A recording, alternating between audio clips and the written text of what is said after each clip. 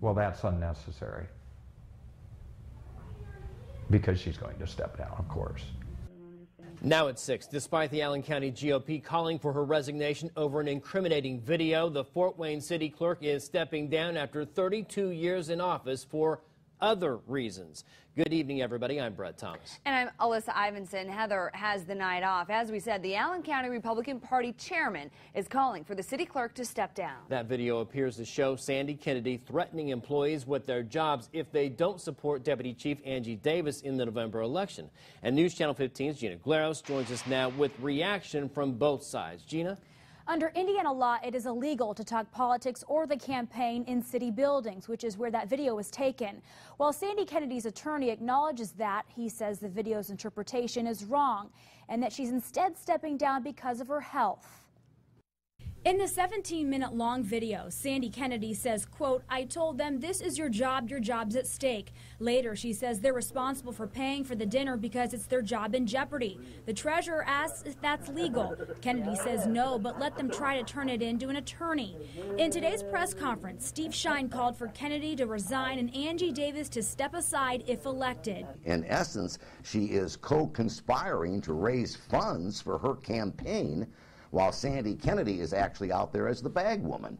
But Mark Giaquenta, Kennedy's attorney, says the video is being misinterpreted. Sandy is a 32-year clerk who has never fired anybody in 32 years.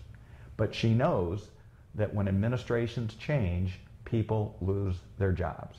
A lot of what wasn't discussed is important, as it always is, because you need to know the context.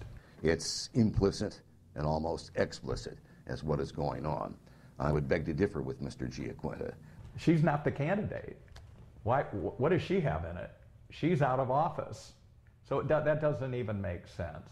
Giaquenta says the 78-year-old's health issues didn't help. She probably, in hindsight, should have turned over the office, because a lot of those comments do not make sense. He says the video's timing was more than coincidence. This is an October surprise. He knew what she was saying, as did everybody else. It's an issue involving the public trust, and it falls back to other leaders to call attention to that.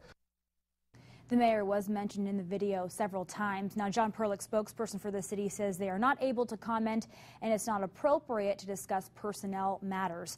To watch the full video, head to WANE.com. In Studio 15, Gina Glaros, News Channel 15.